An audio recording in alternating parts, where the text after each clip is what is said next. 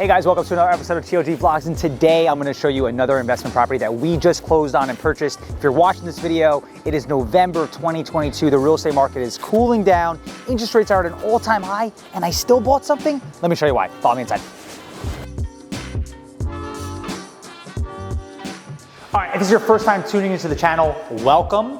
If you don't know anything about me, I'm a real estate broker in northern New Jersey. We sell a lot of properties on the high end, the middle of the road, all over. And I'm a firm believer in practice what you preach. So on a daily, weekly, monthly basis, I'm presented deals. Most cases, I'm giving those deals to my clients, right? They're looking for development style deals. They're looking for renovation style deals. You follow our channel, follow our page, follow our website. You'll see all the properties that we list, we sell, and we have just a very, very diverse clientele base.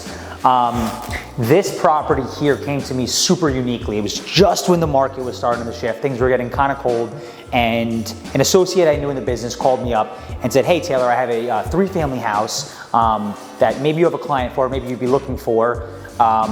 Gave me the dimensions, gave me the lot size, and I said, of course, we always have people. I toured through the house, I looked through, and I said, wow, this is actually something that I want to buy. He goes, you want to buy? I go, I want to buy it. And I'm going to tell you the things that I look for in a property when I'm looking to buy for myself. So this property is located in Edgewater, New Jersey, Bergen County. What caught my attention right away when I'm looking at a deal for myself is a few elements. Number one, location, right? Do I see that market as an appreciated market? Do I see that area as an opportunity where we enter today, where we could exit in 5, 10, 15, 20 years positive, right? That's a huge reason of buying real estate. Number two, the structure itself. How much maintenance does the property need? How many improvements does the property need? Is it, if it's an investment deal, is it cash flow positive immediately? How much legwork do I have to put in? Are there tenants there that we have to remove? Do we have to fill new units, etc.? This property specifically caught my eye because of the reasons of the location, because of the structure. It's a full masonry brick structure, which was gorgeous, right? 2-car garage and a legal 3-family property.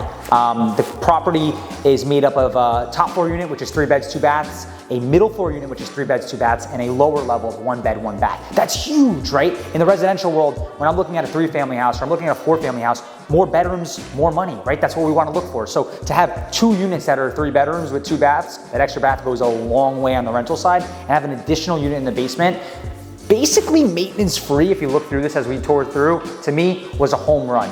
When you're looking to buy, it's so important to have the forecast of what this is going to look like for you in the next 3, 4, 5, 6, 7, 8, 9, 10 years. Because real estate costs money. You have to invest a lot of capital up front. And probably the most understated topic, if you watch any of my vlogs, is you want to have the flexibility and the ability, if you want, to pull money back out of that property to buy more. I'm going to tell you some valuable lessons that I learned that cost me money. I'm going to try to save you some money. So if it's your first time buying a property, or maybe you have a few properties, maybe you're experienced at it, maybe you're not, I learned the lesson of you have to be very, very careful on your capital investment on improvements to the property, because it's so easy to get caught up in doing little things that you think are going to bring you such like bigger rental numbers. And in a lot of situations, that's not the case, right? I see a lot of my younger guys buying something and they'll spend, you know, $600 here, $2,000 here, or $800 here. And then they look at the end of the ledger after 3 months of work, they're like, oh my God, I spent, you know, $35,000, I spent $40,000 and all I did was 2 units, right? It's very important to think about some of this stuff up front, and think about some of the things that the property definitely needs and what can we possibly skip over. Just maybe simple cleanup. So I'll tell you what we did here, right? We did new dishwasher, we did new microwave, we did new stove. Everything else in the kitchen completely the same. It's about a 20-year-old kitchen. Looks awesome. Deep cleaning, basically looks totally new. We could have did the tile. We didn't have to. I think it looks great. It's perfect. It's rentable. It's quality. It's dark. It's not going to get stained. Things we want to look for. In the remaining of the apartment, we fully painted the entire apartment white, gave you that modern, sleek look. And we swapped out all the light fixtures. Hopefully we could pop up an image on the screen what the apartment looked like before, but just simply painting the apartment white, swapping a couple of appliances, and doing some light fixtures, it looks like a totally brand new apartment. Come on. Some final ticket improvements, we could have sanded down the floors and completely went with a different color. We made an executive decision not to do that. All we did was refinish it, keep the original color. We thought it was gonna be good for maintenance. Looks awesome, basically looks brand new in here. And we painted, like I said, all the doors, all the trim. Even in the bathrooms, we could have redid vanities, toilets. We decided to just switch out the mirrors. We decided to regrout and basically make it ready. One of the most important things I think that you have to think about when doing your renovation is time, right? You're holding a property. If you're getting a mortgage on a property, it costs money. That interest will add up. You know, if you could save yourself 2 months, 3 months of interest, I mean, that could totally change your cash flow for the entire year.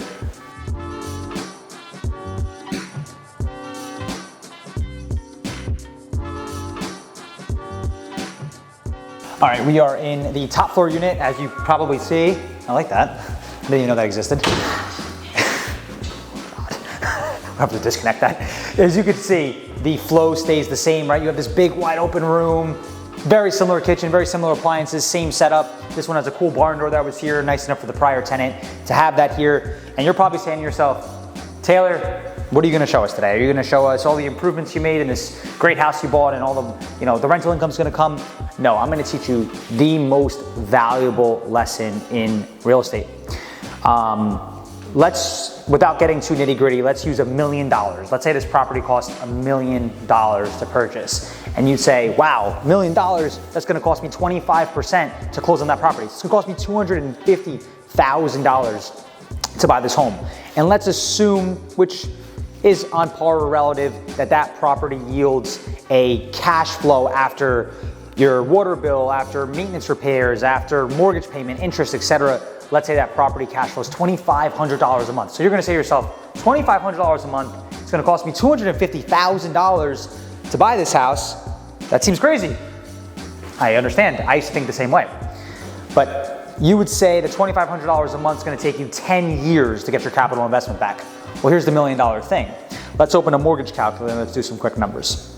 So let's say the property costs you $1 million, you had to put down 25%. Let's say you were able to get a 5% interest rate, depending if you did an adjustable rate mortgage today, is possible. Say the tax are $20,000 a year. I guess irrelevant for the sake of this video, I'm just throwing it in there. We're gonna start with a principal balance of $750,000, right? Pretty simple. $1 million, 25%, $250 brings us to $750.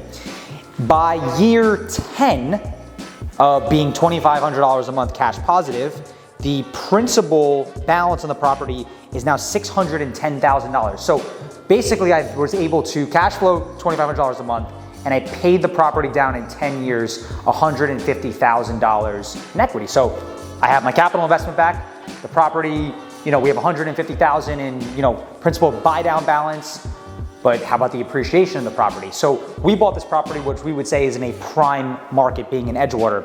This is the kicker. We use a national average of 3% as a property increase year after year.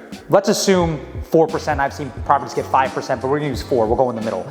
With a 4% increase on the original purchase price of $1 million, by year 10, year 2, $1,040,000, year 3, $1,081,000. By year 10, the property's worth $1,480,000. The property increased $480,000. So I got my capital investment back.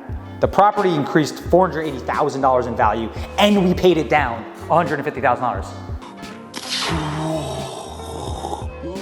That's the thing, real estate is a slow moving process. Unfortunately, a lot of people don't want to wait. They want the instant gratification, they want the now. But one of my favorite quotes by the investor guru, Warren Buffett, the stock market is a device that transfers money from the impatient to the patient.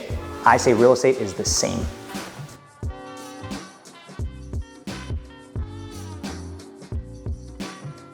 All right, so as we're ending this video, I want to show you guys what I see, the future. Across the street, it's gonna be a brand new construction duplex over there. Actually, my buddy built that house. Shout out Gold Coast. Actually, I think he built both of those. So he has the one up there and the one here. But you could see the appreciation of the neighborhood. If you were questioning my 4%, if you think I'm crazy, I'm not. All about the area, all about the acquisition, all about the appreciation, all about the efficiency, the quickness, and it will reward you. Guys, I hope you found this video valuable. I wanted to do it a little more edgy today. I wanted to be a little more dressed down. I wanted to be a little more personal with you guys. If you're looking for real estate tips, if you have real estate tips, if you have investment deals that you want to talk about with me, if you're looking for investment deals, if you're looking for something to get involved with, I'd love to give you advice. I love connecting. I love the community that we're building, and I love the support. Thank you guys for all our subscribers. As always, if you like this channel, hit the like button, hit the subscribe button. Thank you for tuning into another episode of TLG Vlogs. I'll see you guys next week. Bye.